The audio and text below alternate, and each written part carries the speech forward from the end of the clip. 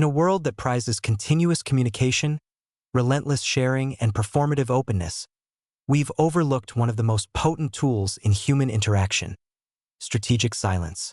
While the majority are occupied with declaring their intentions, broadcasting their thoughts, and unveiling their strategies, the truly effective operator understands when to be quiet and employs that silence as a strategic advantage. Niccolò Machiavelli, the 16th century Florentine philosopher and political theorist, grasped this principle profoundly. Although renowned for his explicit counsel in The Prince Dash, Machiavelli's most impactful insights often pertain to what should remain unexpressed. "The vulgar crowd always is taken by appearances," he penned, recognizing that speech crafts appearances, whereas silence preserves reality. In an era saturated with oversharing, those who master strategic silence not only safeguard their position but also achieve what constant communicators cannot. They prevail while others are still discussing victory. The cost of unnecessary speech. Machiavelli existed in an epoch of political intrigue where imprudent words could lead to banishment or execution. However, even in our less perilous modern context, superfluous speech generates vulnerabilities that silence circumvents. "Men in general judge more by the eyes than by the hands," Machiavelli observed. "For everyone can see but few can feel." The individual who speaks incessantly provides everyone with opportunities to observe and judge while disclosing little about what can truly be felt or known. Every uttered word carries costs that silence avoids. Firstly, speech establishes commitments. When you declare intentions, you bind yourself to them in the eyes of others. Deviate from your course, and you appear inconsistent or dishonest. Remain silent about your plans, and you retain the liberty to adapt without explanation or apology. Secondly, speech exposes your thought process and limitations. The more you elaborate, the more you reveal about your mental workings, information others can exploit to predict, manipulate, or counteract you. As Machiavelli noted, the first method for estimating the intelligence of a ruler is to look at the men he has around him. Similarly, the primary method for assessing someone's strategic capacity is to observe how much they unnecessarily disclose. Thirdly, and perhaps most significantly, compulsive speech diminishes your mystique and authority. "It is far safer to be feared than loved," Machiavelli famously wrote. "Fear requires distance, and distance requires some degree of mystery." The leader who elucidates every decision, justifies every action, and shares every thought becomes commonplace, and the commonplace cannot command the same respect as the extraordinary. Consider how this manifests in contemporary scenarios. The colleague who contributes in every meeting, offering opinions on every matter regardless of expertise, gradually loses impact. The friend who shares every detail of their life on social media becomes predictable rather than intriguing. The negotiator who fills awkward silences with concessions relinquishes leverage. The leader who responds to every criticism legitimizes the critics while diminishing their own standing. Machiavelli would view our modern inclination toward transparency and constant communication not as authenticity but as strategic malpractice, a voluntary surrender of power that provides others with information without securing equivalent value in return. The three types of strategic silence. Machiavellian silence isn't merely the absence of speech. It's a deliberate communicative strategy that manifests in distinct forms depending on the objective. Understanding these different types of silence reveals how this approach functions in practice. The first type is information-gathering silence. "The wise man does at once what the fool does finally," Machiavelli wrote. "The fool speaks immediately, revealing their position while learning nothing about others. The wise individual remains silent initially, allowing others to expose their thoughts, intentions, and weaknesses before deciding how to respond. This approach creates an asymmetric information advantage. While others reveal their thinking, you gather valuable intelligence without reciprocating. In negotiations, this manifests as the powerful principle that whoever speaks first loses. In relationships, it explains why the person who listens more than they speak often comprehends the dynamics better than the constant talker. In competitions, it's why those who announce their strategies before executing them typically underperform relative to their capabilities. The second type is authority-building silence. Machiavelli understood that power partly depends on perception, and perception can be enhanced through calculated reticence. A prince must imitate the fox and the lion, for the lion cannot protect himself from traps, and the fox cannot defend himself from wolves. He wrote, "Part of the fox's cunning is knowing when speech diminishes rather than enhances authority." Authority-building silence functions effectively because individuals naturally bridge informational gaps with assumptions that often favor the silent party.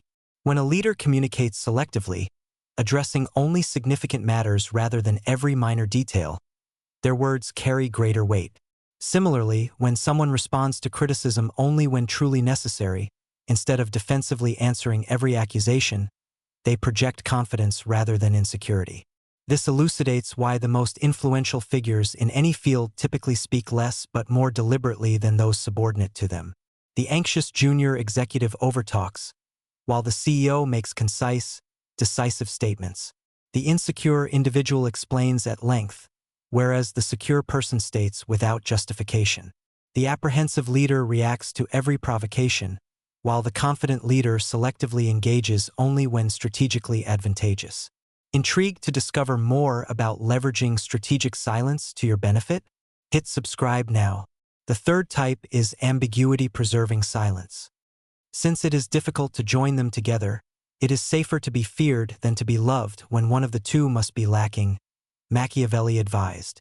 This renowned observation extends beyond fear and love to encompass all situations where maintaining multiple interpretations serves strategic interests. Ambiguity-preserving silence allows others to project their own hopes, fears, and interpretations onto your position.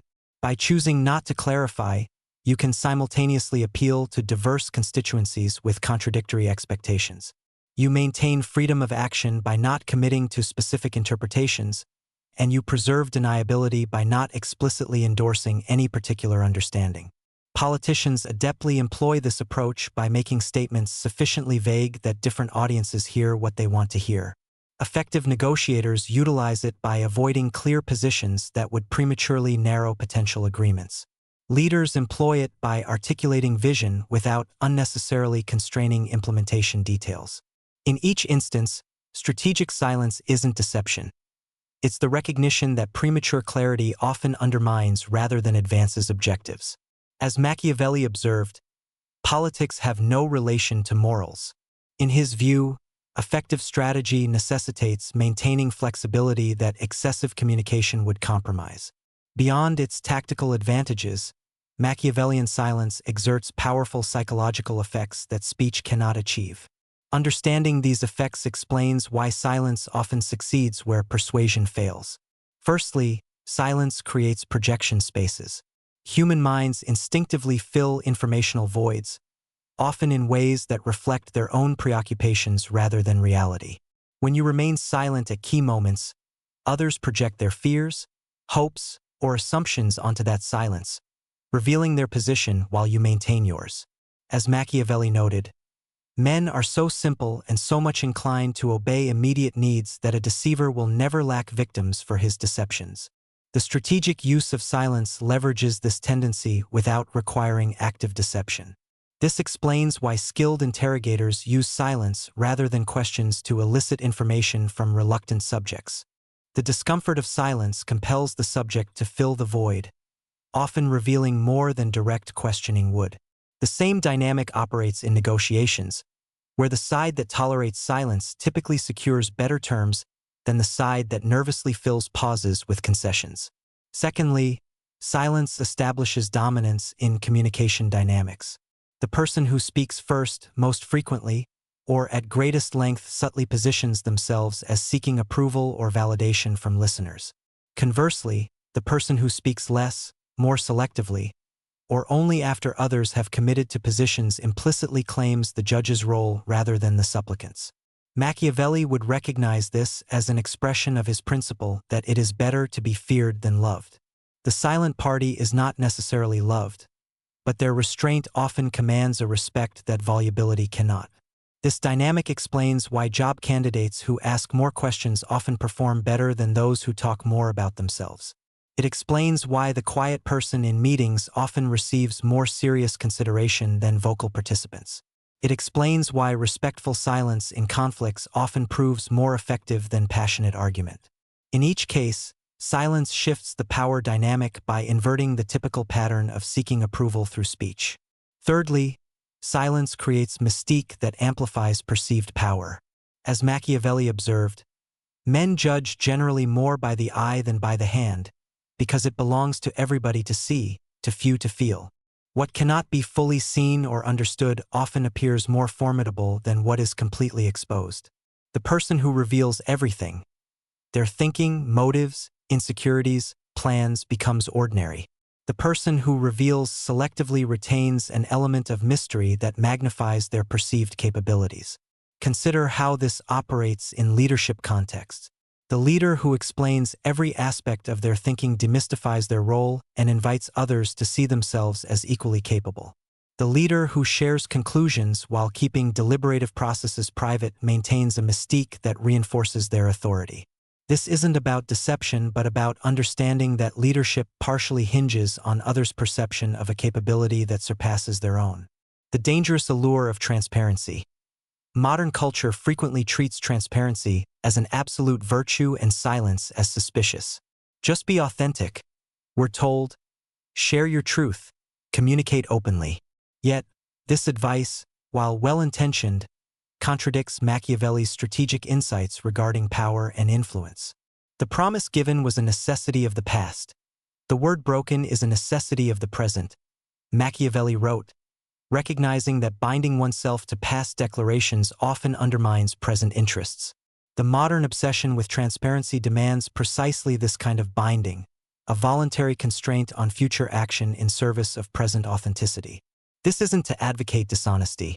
Machiavelli's approach wasn't about lying, but about selective disclosure, sharing what advances objectives while withholding what doesn't.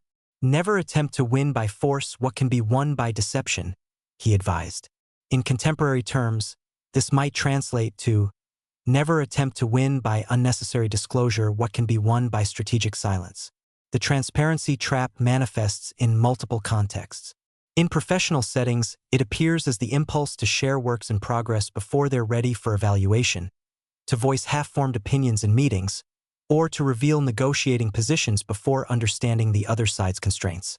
In personal relationships, it emerges as premature emotional disclosure, unnecessary confession of past errors, or detailed sharing of future plans still subject to change.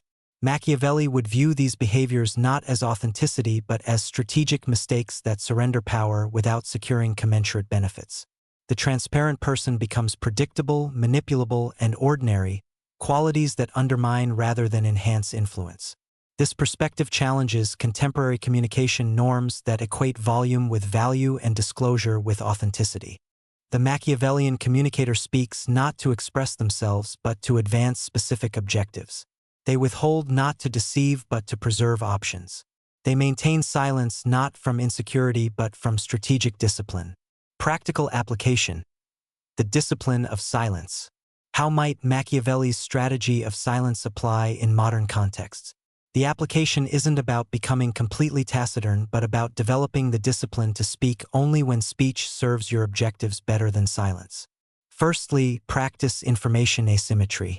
Before sharing your position on any consequential matter, ensure you understand others' positions first. Ask questions rather than making statements, and listen for what remains unsaid rather than responding only to what's explicitly stated.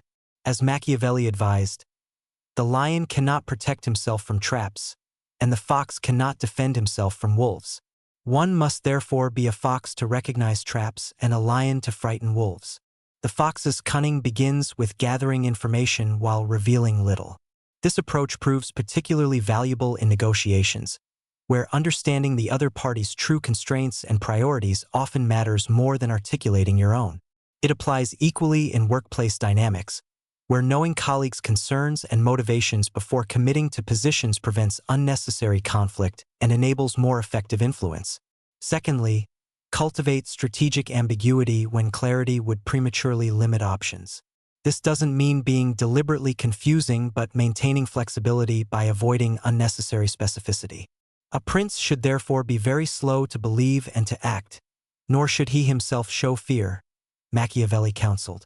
This slowness to commit preserves freedom of action. In leadership contexts, this might mean articulating vision and objectives while leaving implementation details open for adaptation. In personal relationships, it could involve expressing commitment to shared goals while maintaining flexibility about specific paths. In competitive situations, it would mean keeping strategies private while opponents reveal theirs. Thirdly, develop comfort with silence as a power position. Most people experience silence in conversation as uncomfortable and rush to fill it, often revealing more than intended or making unnecessary concessions. Training yourself to embrace these moments rather than filling them creates significant advantage. In negotiations, this manifests as allowing silence after stating your position rather than nervously qualifying or weakening it. In conflicts, it appears as listening completely to criticism before responding rather than interrupting with defenses. In leadership, it emerges as delivering decisions without unnecessary justification, trusting the decision to stand on its merits. The strategic whisper, Machiavelli's strategy of silence, doesn't advocate never speaking. It advocates speaking only when speech serves your objectives better than silence. The master of this approach doesn't maintain complete secrecy, but creates a strategic contrast between what is revealed and what remains private. The vulgar crowd always is taken by appearances, Machiavelli observed, and the world consists chiefly of the vulgar. In a world where most people reveal everything, those who cultivate selective disclosure stand apart. Their words carry greater weight precisely because they're chosen more carefully. Their positions generate more interest because they're revealed more strategically. Their influence expands because it's exercised more judiciously. This approach requires discipline, increasingly rare in contemporary culture.